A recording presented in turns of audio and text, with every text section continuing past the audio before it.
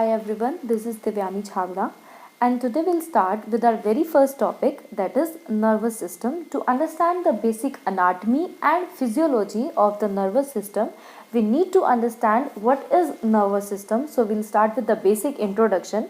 Nervous system वो system है body का जो बॉडी को कंट्रोल करेगा प्लस बॉडी को कोऑर्डिनेट करेगा.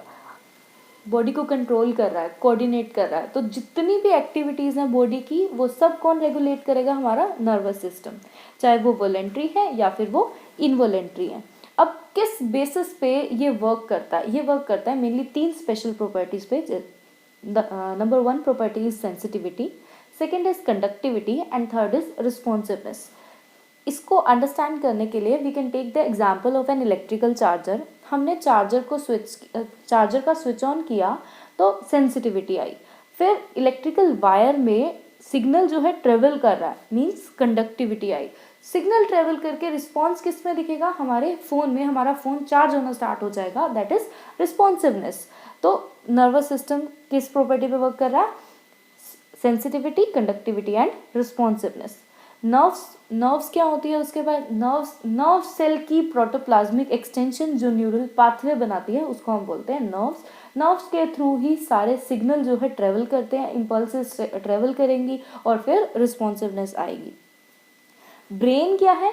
ब्रेन वो ऑर्गन है नर्वस टिश्यू का जो कमांड करेगा सारे फंक्शंस जो भी होते हैं. सेंसेस है, मूवमेंट है, इमोशंस है, लैंग्वेजेस है, कम्युनिकेशन है, थिंकिंग है, मेमोरी है, ये सब हमारा कमांड करता है ब्रेन. उसके बाद we'll start with the basic anatomy, parts of the human brain. To understand the parts of the human brain, देखो अब first part is cerebrum. Cerebrum जो होता है वो 2 पार्ट में डिवाइड हुआ है. First is left hemisphere and second is right cerebral hemisphere. अब सेरिब्रम के बीच में बहुत सारे रिजेस हैं, फोल्ड्स हैं, कन्वोल्यूशंस हैं. रिजेस मीन्स लकीरें सी जो हैं उसको हम बोलते हैं गायरी. और जो ये वेली लाइक स्ट्रक्चर बन रहा है उसको हम बोलते हैं सल्की. और जब ये मतलब वेलीज, क्योंकि ये बहुत सारी हैं, बहुत सारे फोल्ड और कन्वोल्यूशंस हैं, तो इसका प्लूरल वर्ड होता है सल्कस. उसके बाद जितनी ही ज़्यादा ये वैली डीप होती जाएगी इसका नाम हो जाएगा फिर फिजर्स. उसके बाद सेकेंड पार्ट है हमारा सेरिबेलम. सेरिबेलम जो होता है वो 2 मेन चीज़ों से कंप्राइज हुआ है. First is cerebellar cortex and second is cerebellar nuclei. Cerebellar cortex जो है वो 3 लेयर से बना हुआ है, molecular layer, पुरकिंजे layer and the granular layer.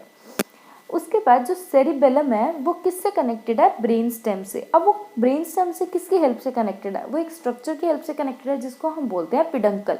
Upper part superior peduncle, middle part middle peduncle and the lower part is known as inferior peduncle.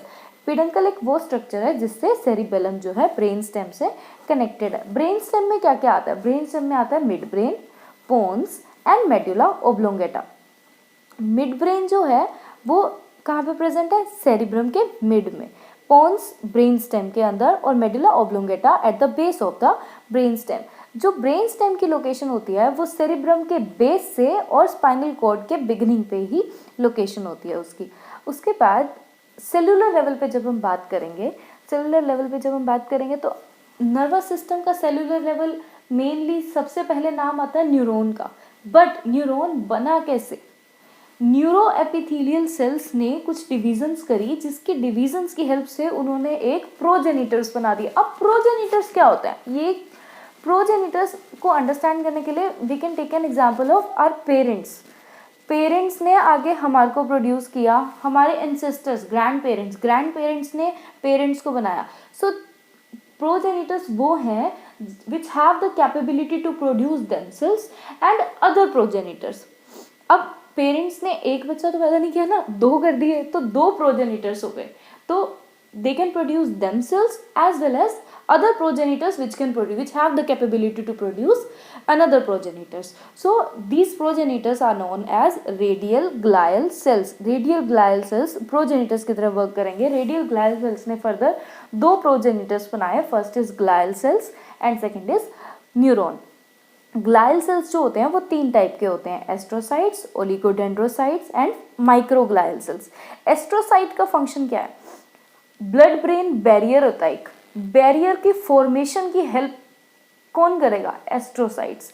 Blood brain barrier बनाते हैं, जिस बैरियर के थ्रू कोई भी फॉरेन पार्टिकल जो है brain में enter करके हमारे ब्रेन को डैमेज ना करे, वो ब्लड ब्रेन बैरियर बनाते हैं एस्ट्रोसाइट्स। उसके बाद आता है ओलिगोडेंड्रोसाइट्स। हमारे न्यूरॉन में एक्सन के ऊपर एक कवरिंग होती है जिसको हम बोलते हैं माइलिन शीथ। वो माइलिन शीथ कौन बनाता है? ओलिगोडेंड्रोसाइट्स। उसके बाद माइक्रोग्लायल सेल्स। माइक्रोग्लायल सेल्स जो होते हैं वो हमारे ब्रेन को डैमेज होने से बचाएंगे। वो कैसे? ये एक इम्यून सिस्टम, ब्रेन के इम्यून सिस्टम या सपोर्टिव सिस्टम की तरह एक्ट करते हैं। जैसे कोई डैमेज पार्टिकल आया तो ये माइक्रोग्लायल सेल्स हेल्प करते हैं उस डैमेज पार्टिकल को डिटेरियोरेट करने में या ब्रेन को कोई भी डैमेज करने से रोकने में। उसके बाद आता है न्यूरॉन। न्यूरॉन जो है, अब न्यूरॉन का सबको पता है न्यूरॉन में कौन से पार्ट्स हैं? सेल बॉडी, डेंड्राइट्स और एक्सोन। ये न्यूरॉन क्या है? एक्साइटेबल सेल है, ठीक है। अब सेल बॉडी क्या करती है? सेल बॉडी के अंदर प्रोटीन्स प्रेजेंट है, राइबोसोम्स प्रेजेंट है, जिसकी हेल्प से सेल बॉडी जो है प्रोटीन को सिंथेसाइज करेगी, मेम्ब्रेन को सिंथेसाइज करेगी। डेंड्राइट्स में भी राइबोसोम्स प्रेजेंट होते हैं जो प्रोटीन और मेम्ब्रेन की सिंथेसिस में हेल्प करते हैं। लेकिन एक्सन और एक्सन टर्मिनल्स में कोई भी राइबोसोम्स प्रेजेंट नहीं होते हैं, जिसकी वजह से वहाँ पे कोई भी प्रोटीन या मेम्ब्रेन की सिंथेसिस नहीं होती है।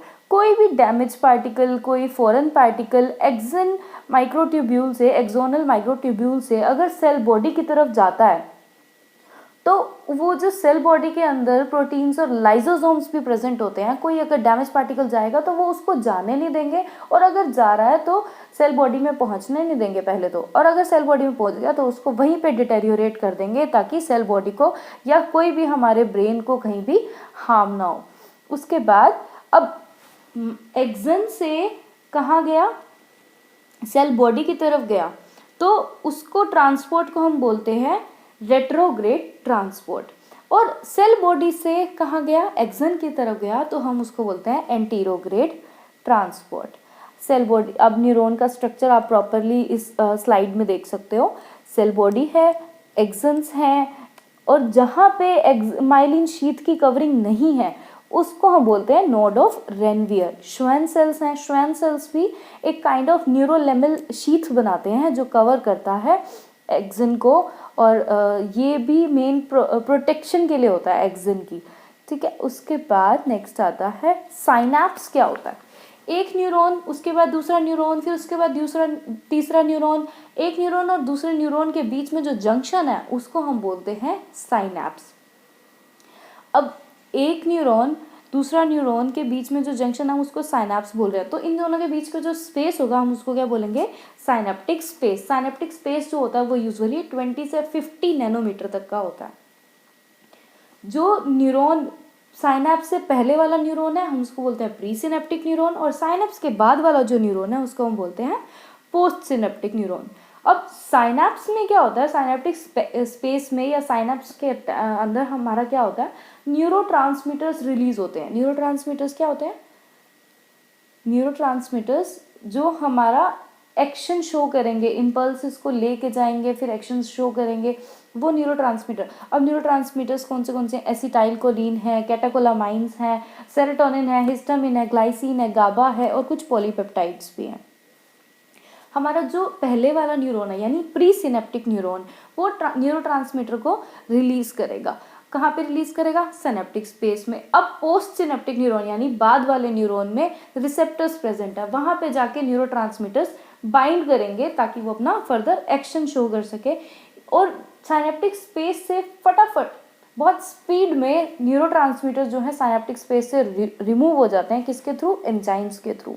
अब ये सारा जो रैपिड रिमूव हो रहा है ये सब कैसे हो रहा है?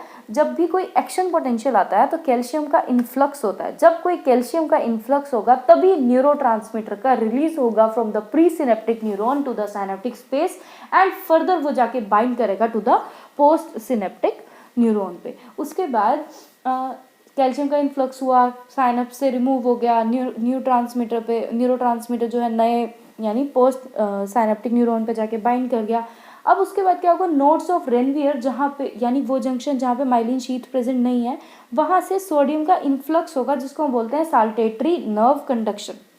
जिसके थ्रू साल्टेटरी नर्व कंडक्शन के थ्रू जो भी हमारा सिग्नल है या इलेक्ट्रिकल इम्पल्स है वो जंप करके ट्रेवल करेगी या प्रोपेगेट करेगी लॉन्ग डिस्टेंस तक पूरे न्यूरल पाथवे में बिना सिग्नल के डिटेरियोरेशन के। ये प्रॉपर मैकेनिज्म होता है न्यूरॉन का।